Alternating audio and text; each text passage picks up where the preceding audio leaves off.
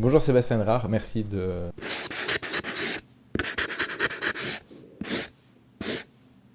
venir participer à cette petite session sur le logiciel Roger et sur tout ce qu'il peut apporter pour la guidance parentale. Donc j'ai fait appel à toi parce que tu es quand même dans le, dans le YouTube game de la neuropsychologie, une des personnes les plus importantes sur tout ce qui est approche guidance parentale et TDAH. Et c'est pour ça que je voulais ton avis sur ce que je vais te présenter juste après. Merci beaucoup pour l'invitation. Enfin, le plus important, on s'emballe, mais on essaye en tout cas de diffuser l'information. C'est un Bon, peu ça. c'est bien alors, ça va.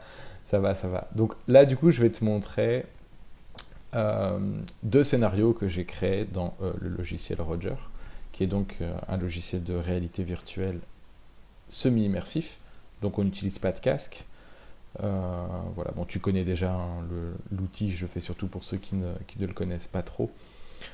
L'objectif, c'est simplement, on en discutera après, mais moi de base, je suis parti du principe d'essayer de faire en sorte que l'enfant qui va avoir un problème, donc ici dans notre cas aujourd'hui, c'est une petite Jade qui a des difficultés à faire ses devoirs, euh, et ça a donc des répercussions sur son travail scolaire.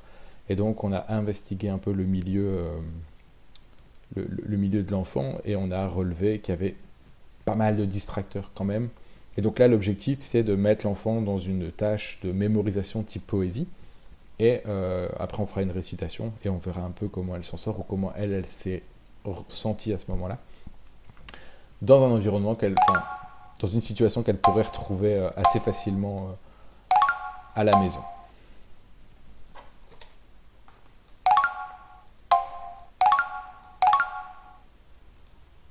Hop.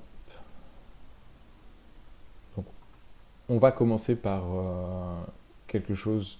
Tu veux commencer par quoi? Le niveau dur ou le facile? Facile, on verra en graduation. Ça va, ça va, ça va. On va commencer par le facile alors, ce sera plus calme.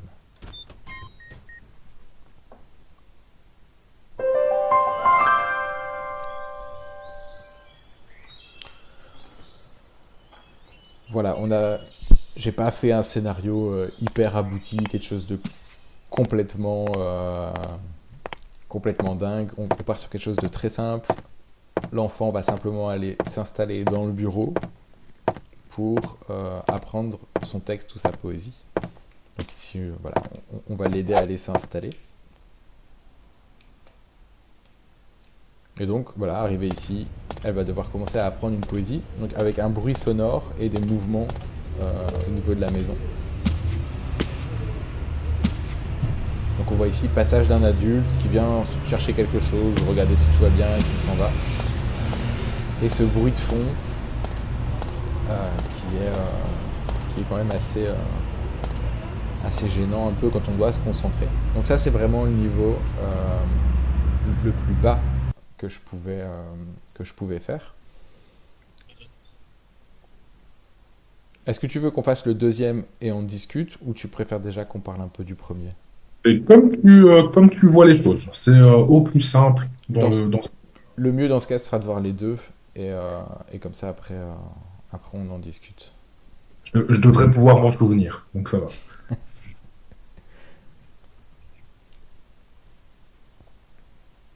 Si tu t'en souviens pas, on fait aussi du diagnostic de mémoire épisodique dans Roger. Donc, Oui, c'est vrai.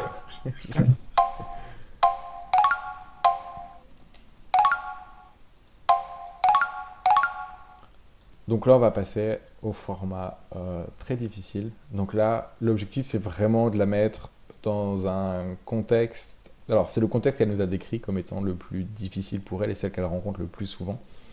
Donc, ceux qui ont mis leurs écouteurs à fond, je vous préviens, ça va faire du bruit. Mais c'était le but aussi. Donc, on est sur la même tâche, euh, aller faire ses devoirs, sauf que cette fois-ci, on va se mettre sur la table du salon. Donc, même principe, je vais avoir un texte ou une poésie à mémoriser et je vais simplement aller la mémoriser.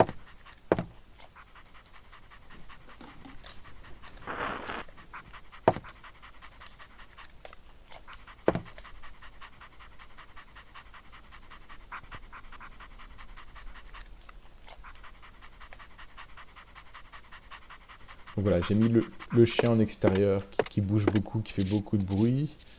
Le parent typique qui est en train de faire à manger en même temps, etc. Donc il va gérer la cuisson. Le fameux téléphone qui sonne assez régulièrement sur la table. Les mouvements des uns des autres, ce sont toutes des sources de distraction que l'on peut retrouver au quotidien, chez soi. Toujours le téléphone, le chien qui bouge, l'adulte qui bouge, un membre de la famille qui vient aussi faire sa vie comme si de rien n'était. Et parfois ça va parler tout fort. Après, l'objectif, j'espère que vous m'entendez encore, c'est notre sous-titrage. L'objectif, c'est aussi d'aller supprimer les sources de distraction. Voilà, déjà une des premières sources. Et de se dire, ok, voilà, j'essaie d'en enlever le plus possible. Donc ici, ça va être des choses dont on peut se passer. La musique, on peut s'en passer. Le téléphone, on peut s'en passer. Le chien, il est déjà dehors, on va pas où est-ce qu'on peut le mettre plus loin. Peut-être qu'on aurait pu aussi faire un peu plus de place sur la table où la personne est en train de travailler. Et voilà. Et après, elle pourra reprendre sa tâche de mémorisation et on pourra voir avec elle à quel moment elle s'est sentie le plus focus dans sa pratique. C'est quand même super intéressant dans le sens où, si tu présentes ça, que ce soit à un enfant qui rencontre les difficultés, tu vas pouvoir lui faire prendre conscience, déjà à mon sens, que il y a des choses qui sont plus faciles une fois que tu retires, en gros, des distractions dans la scène. Donc, je pense que même en prise de conscience pour l'enfant, je pense que c'est déjà une première bonne étape.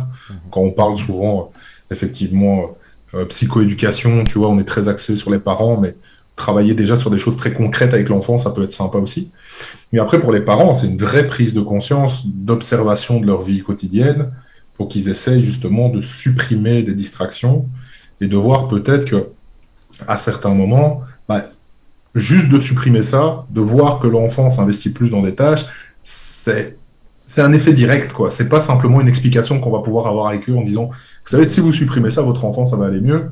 Ça reste dans leur imaginaire, en fait. Là, on va pouvoir leur montrer que si on supprime, il y a de l'amélioration potentielle qui va apparaître. Donc, on va leur faire prendre conscience que ça a un effet, quand même, d'intervenir sur ces notions-là. Donc, c'est clair que les immerger dans leur vie quotidienne, dans un truc qui ressemble vraiment plus à leur vie quotidienne, ça facilite, à mon avis, dans leur cas, la prise de conscience. C'est pas que des paroles, c'est un petit peu, on a agi, quoi. Donc, dans ce sens-là, à mon avis, on a quelque chose là qui peut effectivement aider à la prise de conscience. Ça, c'est sûr. Ouais. Donc, là, après, effectivement, si on est dans des situations aussi extrêmes qu'on l'a vu encore une fois, ce qui arrive, hein, on va en parler juste avant, il y a des gens, c'est vraiment comme ça chez eux.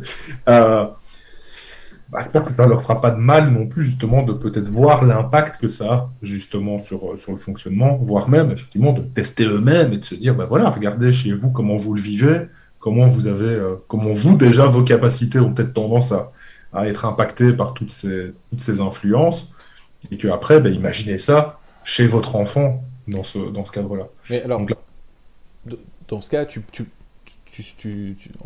suggérerais de venir croiser les performances de l'enfant en fonction des situations et les performances des parents en fonction des situations. Ça pourrait être quelque chose d'intéressant, effectivement. Ouais. Ça pourrait être quelque chose d'intéressant, justement, toujours pour essayer d'aller un tout petit peu plus loin dans la prise de conscience sur quelque chose qui ne va pas demander non plus des heures. Tu vois, si on fait les exercices avant-après avec des situations un peu différentes et on n'est pas dans l'idée de leur montrer, regardez, statistiquement, c'est différent de avant-après. C'est juste qu'ils prennent conscience de la situation et se dire, oui, effectivement, nous, en tant que parents, déjà, on le vit différemment et c'est plus compliqué.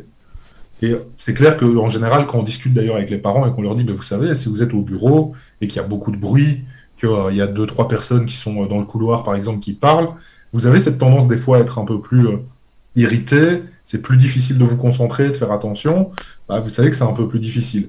Mais là, on est au-delà de la parole, on va le refaire vivre en situation, et vraiment de se dire, ben voilà, imaginez, vous, déjà, vous avez toutes vos capacités de régulation, imaginez votre enfant qui est en plein développement, à quel point pour lui, c'est encore plus difficile d'essayer de faire abstraction à ça, ça, ça ou ça. Oui, bien sûr.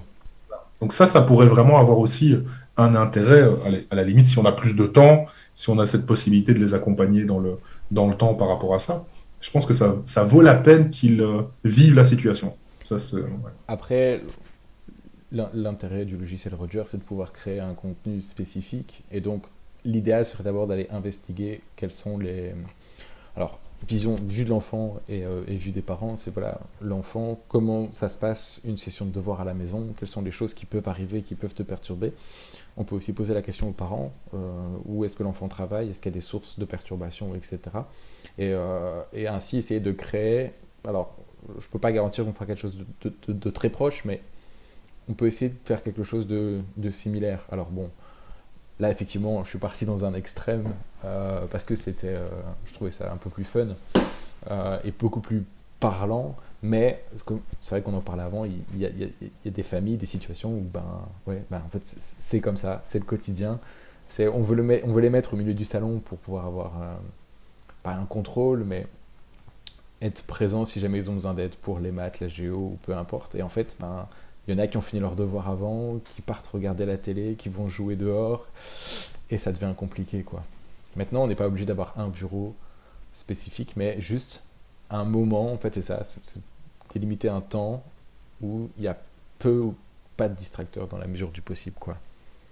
C'est de faire vivre en fait cette construction-là, c'est à la limite construire avec eux justement ce moment pour qu'ils se rendent compte à quel point ça peut être plus facile. Parce que là, c'est vrai que tu as mis membre de la famille, le chien, mais on peut imaginer par exemple que dans certaines familles où il y a 3 ou 4 enfants Ouais, bien sûr. différents, avec justement des niveaux de devoirs qui sont un peu différents, t'en mets 4 autour de la table, tu auras autant de distractions que ce que tu as mis dans la vidéo, hein. Ouais, c'est sûr, c'est sûr. Ça peut être aussi une façon de faire prendre conscience, encore une fois, de ces aspects-là. Même si je pense que la plupart des parents ont Bien conscience de sûr, ça, bien et que sûr. c'est difficile parfois de se mobiliser, de trouver des ressources un peu du quotidien. L'avantage, c'est que en passant par cet outil-là, encore une fois, je pense que on sort du simple cadre de on en parle, quoi. C'est pas simplement, voilà, on discute entre nous et ça va aller. On a un deuxième outil qui vient, encore une fois, conforter ce qu'on donne C'est comme ça. information et de concrétiser en fait ce qu'on donne en travers avec des exemples, potentiellement pour leur faire des exercices justement avec ça, comme tu le présentes. Donc, ouais, bien sûr, je pense que c'est un outil qui vient en support. Vraiment, Ouais, c'est bien ça qui sûr, bien sûr. Mais en tout cas, ouais, pour tout ce qui est psychoéducation, je pense qu'effectivement, ce côté prise de conscience, c'est quelque chose qui peut être intéressant en tant que... Et puis même aussi, pourquoi pas en tant que... Enfin, que l'enfant aussi prenne la prise de conscience, quoi. C'est-à-dire que, tiens, peut-être que finalement, écouter de la musique quand j'apprends une leçon, c'est peut-être pas la meilleure idée. D'avoir le GSM, le téléphone à côté, en mode... même juste vibreur. libre, ouais. On est tenté. Voilà, c'est des moments que lui aussi doit se créer, et je pense que ça doit se créer en famille. Et donc, l'un comme l'autre, parents et enfants, doivent pouvoir créer un cadre de travail, en tout cas de concentration idéale à ce niveau-là. En fait, au final, si on fait les exercices avec les enfants, ils peuvent être capables aussi, à un moment donné, de détecter eux-mêmes ce qui leur pose problème dans l'environnement et donc d'agir dessus pour se mettre dans des situations. Donc, c'est aussi un lien vers l'autonomie. Bien sûr, C'est-à-dire que plus ils grandissent, plus ils sont capables de gérer leur environnement pour que ça soit correct pour eux, plus ça sera facile aussi, et plus ça soulage de l'autre côté les parents, éventuellement, de devoir justement tout regarder en permanence, plus leur charge et ainsi de suite. Si on arrive à équilibrer les deux dans ce sens-là, encore une fois, c'est l'outil qui va nous permettre d'aborder ça, quoi. c'est vrai que dans l'exemple, j'ai présenté ça comme étant, enfin, que ce soit les parents qui après viennent intervenir dans l'environnement pour diminuer la charge, mais ça aurait très bien pu être l'enfant ou finalement, voilà, qui se lève et qui finit par éteindre la télé pour que son frère regarde en disant, écoute, je suis en train de faire mes devoirs, c'est pas le moment, quoi. Ah ouais, je pense que si on travaille sur les deux niveaux, c'est équilibre, en fait, ce qui facilite encore plus l'acquisition de cette autonomie au quotidien. Je pense que c'est aussi ça qui est intéressant. Parce qu'on se pose toujours la question de savoir comment on va psychoéduquer des enfants. Bah, c'est sûr que si on fait de la psychoéducation juste par la parole, selon l'âge de l'enfant, c'est très compliqué, hein. Ouais. On a des résultats qui montrent que la psychoéducation chez les jeunes enfants, pas fou, hein, pour le coup. Mais par contre, si on passe par des outils justement qui leur parlent d'autant plus, peut-être qu'on arrivera justement à développer ces aspects-là avec eux. Donc, Ouais. pour avoir du sens aussi de le faire comme ça, hein. Utiliser un support qui les engage. Mais alors, au-delà de ça, l'avantage de la réalité virtuelle, c'est cette notion de transfert où mon apprentissage se transfère plus facilement parce que c'est un environnement que je connais, que si on avait fait ça dans un environnement type World of Warcraft, League of Legends, ça aurait été beaucoup plus compliqué de leur faire comprendre qu'il y a des distracteurs dans la vie de tous les jours. Mais voilà, après, on peut faire, on peut faire des choses intéressantes avec le jeu vidéo, hein, mais on va pas en parler là parce que sinon on va en avoir pour des Ah, non, heures. Mais en tout cas, voilà, avoir un environnement proche qui leur parle, ça aurait très bien pu être une salle de classe. Rizzo l'avait déjà fait en 2004 d'une autre manière, mais avec des effets assez intéressants également. Et donc voilà. Bah écoute Sébastien, merci beaucoup pour cet éclaircissement. Et donc j'espère que cet exemple-là va donner aussi un peu de réflexion aux professionnels qui se posent la question de comment je vais pouvoir euh, amener la guidance parentale à s'appliquer au quotidien. Donc ça, voilà, ça leur permet aussi de voir un peu qu'on peut se tourner vers les nouvelles technologies également aujourd'hui, qu'il ne faut pas avoir tant peur que ça des écrans, que parfois ça peut être un bon outil quand c'est bien fait et bien maîtrisé. Et donc, mais je pense que quand on lancera ce débat-là un jour, je prévoirai une vidéo plus longue. Bah, il faut prévoir, hein, parce que quand on voit un Ouais, peu, enfin, quand je vois un peu encore ce qui sort aujourd'hui sur l'impact des écrans, on se dit, ouais, ok, enfin, je suis pas sûr que ce soit l'outil le problème, quoi. Mais après, c'est ouais, effectivement ouais, un autre débat. c'est un autre débat. Ça va. Ouais, Bah écoute, merci à toi. Et avec grand plaisir. je te souhaite, pour nous il est vendredi, donc je te souhaite un bon week-end. D'accord. Et, euh, et voilà, à tantôt.